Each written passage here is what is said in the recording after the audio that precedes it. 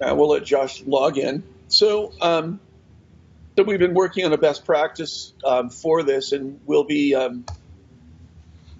probably re-recording some of this and grabbing some screenshots, and we want to put this up as documentation in the Google Doc.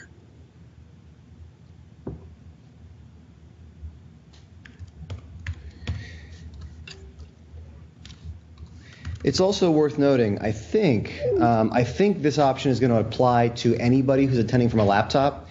And so any of our kids who attend from home, one of my students who's in the advanced chemistry course has not attended that class on a Monday all month because we haven't had a Monday yet this semester thanks to that white stuff that hasn't melted out there yet, all 3 feet of it. And so, her experience for that class has been as much at home as it has been in here. I think this should allow students attending like that at home to also be able to see everybody if they want to while the teacher's presenting. It's still a screen management issue for them. Blue Jeans won't let you. It kind of just takes the whole width of the screen and makes you work with that as opposed to dividing to quadrants or anything. But I think it will allow students to see all their classmates at home, whereas we thought, at least before the patch, they were limited to just the other view. All right. Let's see here.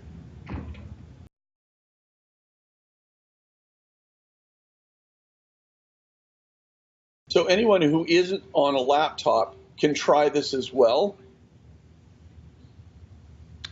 So you guys don't see the little box that I have. My mouse is hovering around it right now. I see myself in that box. When you log in from a laptop, you get the little floating window of up to this point, it's just been whoever happened to be speaking at the moment, and you can drag that window all over the place. And again, until the latest update, it didn't look like you could do anything with that window as far as change what you see there or even resize it. Now you can actually resize it pretty nicely. You can get it to be a good portion of the screen, but it is still a floating window. So when somebody's doing a presentation and you're stuck with a little floating window, when you hover your mouse down here in this gray area, which would also be, I believe, if the presentation's going on, it'll still come up there. You have these options, and these are basically local layout options. If I weren't presenting, and I were just looking at everybody, I saw the Hollywood squares here on my screen, I would still get this. And it makes sense for this menu to affect what you see in the main browser window. It turns out, though, that when you have the floating window when somebody's presenting, these choices affect the floating window, even though you'd never think that they affect the floating window. So if I click on constant presence, my floating window, which you guys still can't see, correct? No. But we don't see the browser. You don't see my browser? We have our own floating window. We don't see it in the browser, but I see the floating window. Right. And what I'll do is I'll take a screenshot right now. Maybe I can share that with people. So I'll show you the floating window will be at the bottom. The floating window, I'll show you the screenshot now. The floating window is at the bottom of the view. You should see it in just a second. Come on now. You're not sharing. Why is that? Oh, here we go. Wrong. All right, so now you see the floating window down here. This is the floating window that I have live during a presentation that I can't show you guys, as it won't show up in a screen share. But this is the floating window that we're used to seeing with just one person, and you can see that everybody's in there now. So a teacher presenting from home just uses that same dark gray bar that appears in the bottom of the browser window and can select their local view, and they can actually see all their students. I can take this floating window and use that bit in the bottom right-hand corner, and I can drag it to be almost the entire size of the screen. So this is most useful to teachers who are at home doing something with a two-laptop setup, which used to work beautifully. The two-monitor setup. The two-monitor setup used to work well because we had Saba, which is all the presentational stuff on one screen, and then ClearSea, which was only the people on the other screen. Now that presentational stuff goes through the same channel as people, it all goes through Blue Jeans, it's tough to separate those. But this little floating window down here, in addition to being able to move it all around the screen, if you have a dual monitor setup, you can drag it across windows. So you can take that little floating window, drag it to the other monitor, make it almost the size of the entire monitor, and you've got Hollywood Squares on one side, and you've still got the presentational stuff, whatever it might be, whether it's something you are doing as a teacher or as a student, if you're just watching something, you can see that. You guys, if you're on a laptop right now, have probably seen that slider option where at the very bottom, below the presentation, there's an option to slide, and you can adjust the ratio of percentage of your screen devoted to the presentation that somebody's showing versus the people, and you can make them equal sizes, but you still have those local options to choose the Hollywood Squares version. So this idea of dual monitor probably applies more to teachers who are not in a room system, but for students who are attending from home, for students who are just attending by laptop, because like last night during Arabic, Blue Jeans kicked all the room systems out for 5 minutes inexplicably, so kids just hopped on their laptops, but instead of the traditional laptop view where that floating window always used to just have the active speaker, now we know that those little gray bar layout choices actually affect the floating window now. Does that make sense? Yes. Cool. Absolutely. And kudos to Nelson for figuring that out, because we had no idea how to fix this, and Nelson kept saying, no, there's got to be something there, and he finally unearthed the truth. And for Kaveh, who's teaching the Arabic class, he had been teaching the entire semester so far and had never seen all of his students at once. He'd only ever seen the active speaker view. And now that we have that update, and now that Nelson was able to share it with us, Kaveh taught his class for the first time yesterday, seeing his class, and it was like a totally different experience. Yeah. Any questions? Great. So that works for everybody? We'll, of course, put some documentation together and put it up on the Google Doc.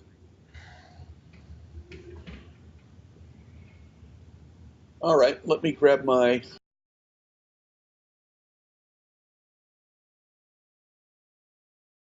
Real quick, everyone, I've requested this before, but for the MSON channel, I actually need everyone to send me their in-room system, what they have, the serial number.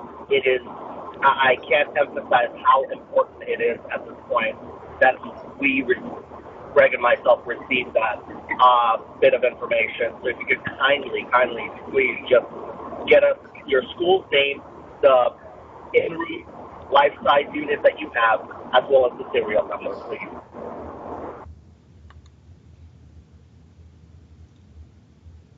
Nelson, could you just explain why you needed that again for me, please? Why do you need the serial numbers? Definitely. One thing is we want to distinguish the unit that you have. What it plays a huge role in the patch that is going to be needing to be done on your system. Second, we also need to check on the maintenance warranty that's also in play for that particular unit that you have. And the only way to check that is through the serial number, because if you just give me a unit number, there are hundreds of units out there, but a specific serial number is what is required to tag the status of the machine. So that is the two main reasons why I specifically need the serial number. Third is it's a great way to track what unit is in what school, honestly. Yeah. Okay. So the other thing I wanted to do is check with people and see how many people have applied the latest patch, or more generally, are people keeping up with patches? Yeah, Penny, I know you've got a situation there that we're working on. But that's okay. LifeSize has been putting out a fair number of updates. In fact, I patched last week and came in Monday and found I had a new patch, so I'll be applying those today. That's really just about all I've got for folks today. Anybody have questions? Mia, we recorded a demo. You'll probably want to go back and watch about screen sharing, and feel free to contact Nelson and I later if you have questions. Thank you. Yeah, you're welcome. Anything else? Anyone have? Well, who's got Easter coming up? Like, I think ours is about 2 weeks away. I know it's in the calendar, but we don't have that holiday, but we are on spring break, Greg. Can we just confirm, is the entire program in terms of live instruction shut down for 3 weeks starting on, I think, the 9th? I have to go back and actually look at the calendar, but it is something like that. That's the only way we can get around. I've got students who are, they're some of their professors don't seem cognitive that they're not allowed to give live instruction during that time and require the kids to attend. So that's an issue for Stephanie. Maybe you should drop her a note. Okay, but is anyone else here? I just wasn't sure if maybe if only my kids were confused or my kids' professors were. I didn't know if anybody else had heard the same thing. Josh? I've heard it from Arabic and from one other. Yeah, I've got the calendar in front of me here. It shows March 9th through the 3 weeks, the week of the 9th, the 16th, and the 23rd. Those are Mondays. Those 3 middle weeks of March say spring break, no synchronous classes, but asynchronous assignments / projects to be announced. So the kids can have work, but they'll have no, as you said, Steve, no synchronous instruction. So there should be no classes. According to this, unless there have been changes, there should be no classes during those 3 weeks. Anywhere. Yeah, that's how I understood it also. Yeah, I agree. Guys, I'm sorry. I just got bumped off there for a second. Starting when are classes not being the 9th, stopped? The 9th? The week, yes, starting Monday, March 9th. Okay. That week and the 2 weeks thereafter ending on March 27th. That's a Friday. So we're back in session on the 30th. That's correct. So the only weeks in March that'll have classes are the very first one and the very last one. The very last one being only the last 2 days of the month. Right. Yeah. Martha's not here, is she? No. I don't think anybody's. I think Stephanie has dropped off. So I don't think there's anybody from Array right now. Okay. Yeah. And actually, we may not have much of a need to meet during that period as well. We'll play that by ear. One thing that kind of occurred to me on the way in this morning is, has anybody started to think about the June meeting? Is anybody thinking about coming out? Greg, that's another great question. Have they got the dates finalized? They keep changing. Yeah, I don't want to give dates because I've heard at least 2 sets. Late in June is what I've got. They're very close. They're very close, but not totally yet. Part of it being that Stanford's graduation is happening around that time. Oh boy. And there was no place for anybody to stay, at least not for a rate that would be considered even moral at all. I thought we were all staying with Greg. Bring your sleeping bags. I've got plenty of lawn. And your clubs, Steve. You better bring your clubs. Absolutely.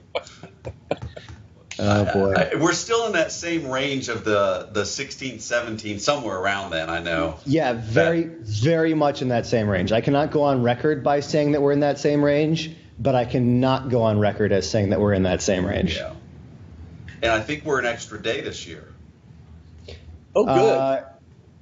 Yeah, what we were hoping to do was when we started on a half day, the last 2 years it started on a Wednesday, like at noon or 1. But when that happens, you've got people who get to the room and they still got a suitcase in hand. They're 45 minutes removed from an airplane. You got people who stayed the night before, people who were driving down, people who got delayed, and so it wasn't a great way to start off with everybody in the room in the same place.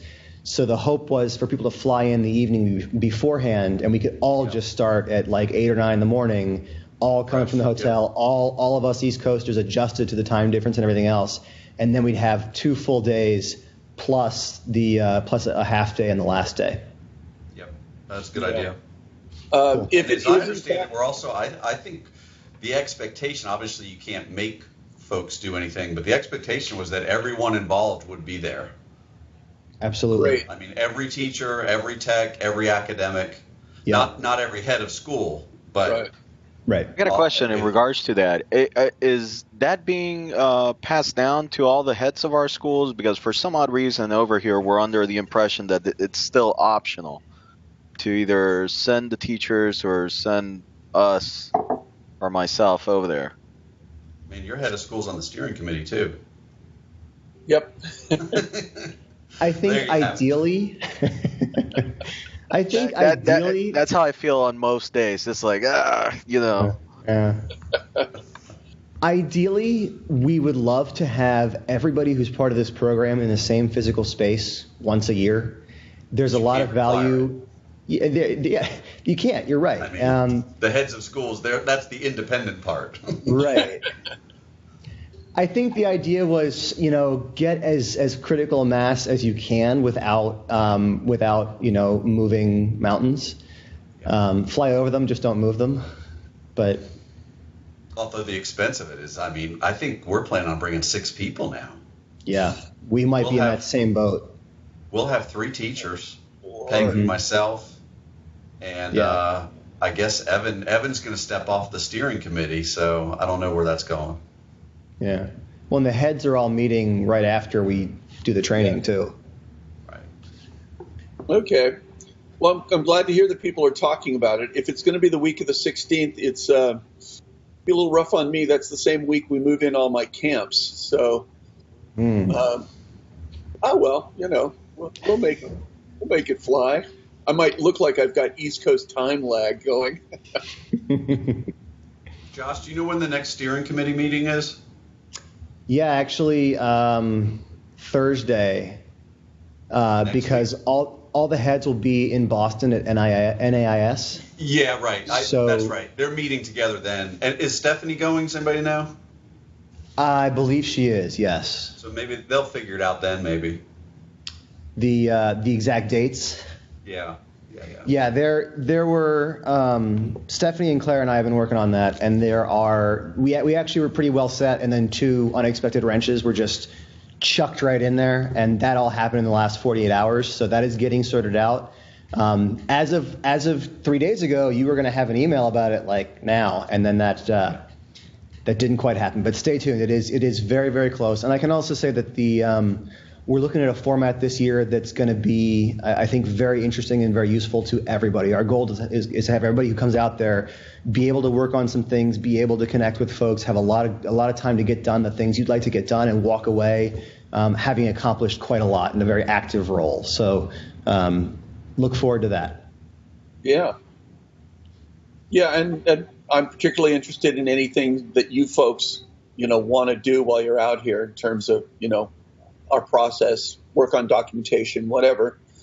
And then, I'll be your local guide. All right. We've had a pretty good meeting. I think probably it would be good to let everybody go. You guys can grab some lunch out there on the East Coast. I'll have breakfast. Well, and you guys have a good evening then. And good morning for those that are on the West Coast. Yeah. Cool. See everybody next week. All right. Bye-bye. See y'all. Yep. Thanks. Bye. Thanks, folks. Bye.